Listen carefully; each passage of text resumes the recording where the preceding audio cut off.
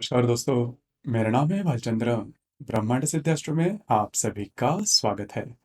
आज के इस वीडियो में हम चर्चा करेंगे कुंडली का जो दशम स्थान होता है उसके कारकत्व गुणधर्म किस प्रकार के होते हैं, उसके मायने क्या होते हैं, सभी के बारे में चर्चा इस वीडियो में हम करने वाले हैं। अपना जो चैनल है ब्रह्मांड सिद्धाश्रम, इस चैनल पर कुंडली का जो प्रथम स्थान है से लेकर द्वादश स्थान मतलब कुंडली के जो सभी 12 स्थान हैं, उन सभी 12 स्थानों का जो कारकत्व गुणधर्म क्या होता है, उसके कारकत्व गुणधर्म फल क्या होते हैं, उसी के संदर्भ में वीडियो अपलोड हो रहे हैं। आप उसका आनंद जरूर लीजिए। तो आज के इस वीडियो में हम चर्चा करेंगे कुंडली का जो दशम भाव होता है या फिर दशम स्थान, इसे कर्म स्थान भी कहा जाता है या फिर इसे पितृ स्थान भी कहा जाता है। तो वो क्या होता है, उसके मायने क्या होते हैं, उसके बारे में चर्चा करेंगे। दशम स्थान के बारे में अगर कहा जाए तो ये बहुत ही ज्यादा महत्वपूर्ण केंद्र स्थान कहा जाता है। कुंडली के बारे में अगर विचार किया जाए तो केंद्र और जो कोण स्थान है, इस केंद्र और कोण स्थान में आने वाले ग्रह या फिर इस केंद्र और कोण स्थान के जो अधिपति होते हैं, उससे ही आपकी कुंडली की जो स्ट्रेंथ होती है, जो शक्ति होती है, वो नापी जाती है। मतलब अगर ये जो केंद्र कोणाधिपति अच्छे भाव में है या फिर इनकी अगर स्ट्रेंथ अच्छी है, तो जो कुंडली है वो काफी अच्छी देखी जाती है। तो इसी लिहाज से देखा जाए तो ये जो दशम स्थान है, इसे केंद्र स्थान भी कहा जाता है या फिर दशम भाव या फिर पितृ स्थान, और इसे कर्म स्थान भी कहा जाता है। तो इसका इसके जो नाम है कर्म स्थान और पितृ स्थान, इससे ही आपको पता चलेगा कि इसके जो कारकत्व गुणधर्म क्या हो सकते हैं। कर्म स्थान मतलब जो भी आप काम करोगे जीवन में, वो किस प्रकार का होगा या फिर उससे आपके जीवन को किस प्रकार से लाभ होगा। अब यहाँ पर देखिए, दो प्रकार के कर्म किए जाते हैं अपनी जीविका आगे बढ़ाने के लिए। पहला तो होता है नौकरी और दूसरा होता है व्यवसाय या फिर बिजनेस जिसे कहा जाता है। तो इस स्थान से जो व्यवसाय है, जो बिजनेस है, वो देखा जाता है। और जो नौकरी है मतलब आप किसी के अंडर काम कर रहे हो, तो वो जो है वो षष्ठ स्थान से देखा जाता है। षष्ठ स्थान का जो भाव है, इसके बारे में जो हमने चर्चा की थी, तो उसमें यह हमने स्पष्ट किया था। तो यह जो भाव है मतलब दशम भाव है, इससे आपका कर्म क्या है और आपका जो बिजनेस है वो किस प्रकार से आप आगे बढ़ सकते हो, उसी के बारे में ज्यादा देखा जाता है। या फिर अगर आप नौकरी भी कर रहे हो तो दशम स्थान से देखा क्या जाएगा कि आपके जो वरिष्ठ अधिकारी है, उनके साथ आपकी जो इंटरेक्शन है वो किस प्रकार की होगी, उनके साथ आपके जो संबंध है वो किस प्रकार के होंगे, उनके उनसे आपको कुछ प्रॉब्लम होने वाली है या फिर उनके साथ आपकी जो हारमोनी है वो अच्छी रहेगी, या उनके उनके जरिए आप आगे बढ़ सकते हो। या फिर कई दफा ऐसे भी होता है कि अगर आपका काम अच्छा है तो आपको काफी अच्छी अप्रिसिएशन मिल जाती है। और कई अधिकारी ऐसे होते हैं जिनके कारण हम जीवन में आगे बढ़ते हैं, फिर प्रमोशन मिलना, ये बातें हो जाती है।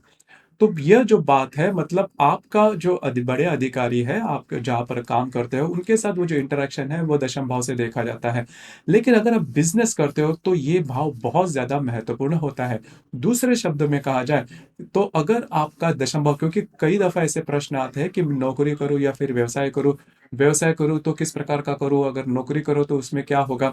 तो अगर आपका दशम भाव अच्छा है तो आप बिजनेस कर सकते हो। दशम भाव अच्छा है मतलब इस दशम भाव का जो स्वामी है, कर्मेश जिसे कहा जाता है या फिर दशमेश जिसे कहा जाता है, वो अगर अच्छा है, इस भाव में आने वाले ग्रह अगर अच्छे हैं, तो आप बिजनेस कर सकते हो या फिर बिजनेस में आगे बढ़ सकते हो। देखिए बिजनेस के बारे में अभी अगर देखा जाए तो बिजनेस का कोई रूल नहीं होता, कोई ऐसा नियम नहीं होता कि इस प्रकार से अगर आप बिजनेस करो तो जीवन में सक्सेसफुल हो सकते हो।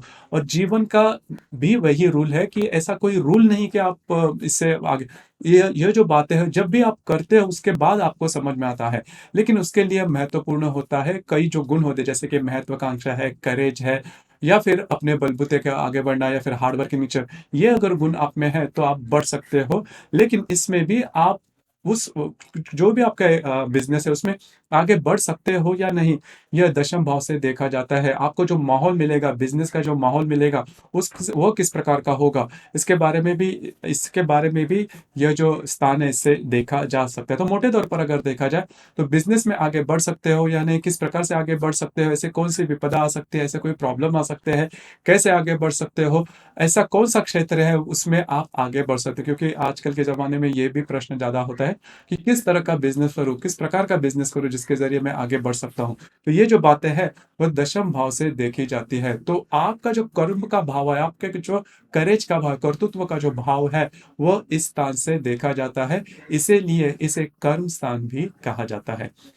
उसी प्रकार इस स्थान को पितृ स्थान भी कहा जाता है। जैसे कि हमने चतुर्थ स्थान के बारे में देखा था कि चतुर्थ जो स्थान है, वो आपके माँ का स्थान है, माता जी का स्थान है। तो माँ के जो भाव है, माँ के आपके प्रति जो रिलेशनशिप है, तो वही सभी बातें इस स्थान से देखी जाती है। लेकिन पिता के बारे में, मतलब आपके जो पिता है, उनका संपूर्ण व्यक्तित्व किस प्रकार का है, उनके व्यक्तित्व का आपके ऊपर होने वाला प्रभाव क्या है, पितृ सुख आपको मिलने वाला है भी या नहीं, पिता के साथ आपकी जो इंटरेक्शन होगी वो किस प्रकार की होगी, पिता के ज़रिए आप आगे बढ़ सकते हो या नहीं। कई दफ़ा ऐसे भी होता है कि पिता की जो नौकरी होती है, उसी के ऊपर जो बेटा है, वो आगे बढ़ जाता है, या फिर पिता के कारण वो जीवन में आगे बढ़ता है।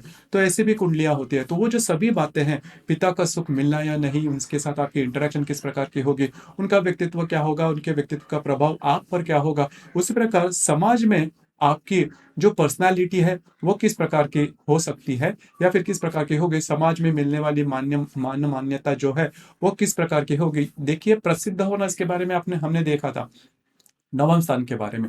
लेकिन दशम स्थान के में होता क्या है कि आपके द्वारा किस प्रकार आपका होने वाला मान-सम्मान, आप जीवन में किस प्रकार से आगे बढ़ सकते हो, या फिर अगर आप नौकरी में भी हो, तो आपको प्रमोशन कब मिल सकता है, नौकरी में बदलाव है वो किस प्रकार के कब आ सकता है। कई दफ़ा होता भी है ना कि नौकरी में मेरी बदली कहाँ पर होगी, किस तरह से होगी, कैसे होगी, कब होगी, और वहाँ का जो वातावरण होगा वो किस प्रकार का होगा, वहाँ के जो सहकर्मी होंगे वे किस प्रकार के होंगे, वहाँ पे जो बॉस होंगे वो किस प्रकार प्रकार के होंगे। वो जो सभी बातें हैं, वो सभी बातें आपको दशम भाव से आप देख सकते हो। उसी प्रकार मैंने जो अभी कहा कि आपके जो पिता है, उनका जो संपूर्ण व्यक्तित्व है, वो किस प्रकार का होगा। तो जो सभी बातें हैं, वो आप दशम भाव से देख सकते हैं।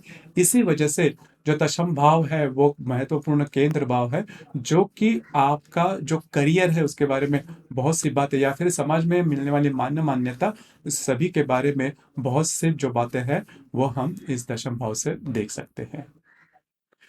तो दोस्तों, ये था दशम भाव यानी कि कर्म स्तंभ, जो कि बहुत ज्यादा महत्वपूर्ण होता है, उसके बारे में चर्चा। आपको ये वीडियो कैसे लगा, आपने किस प्रकार से अनुभव किया, नीचे कमेंट बॉक्स में जरूर कमेंट करना। और अपना जो चैनल है ब्रह्मांड सिद्धि एस्ट्रो, इसे भी लाइक, शेयर और सब्सक्राइब जरूर करें। धन्यवाद।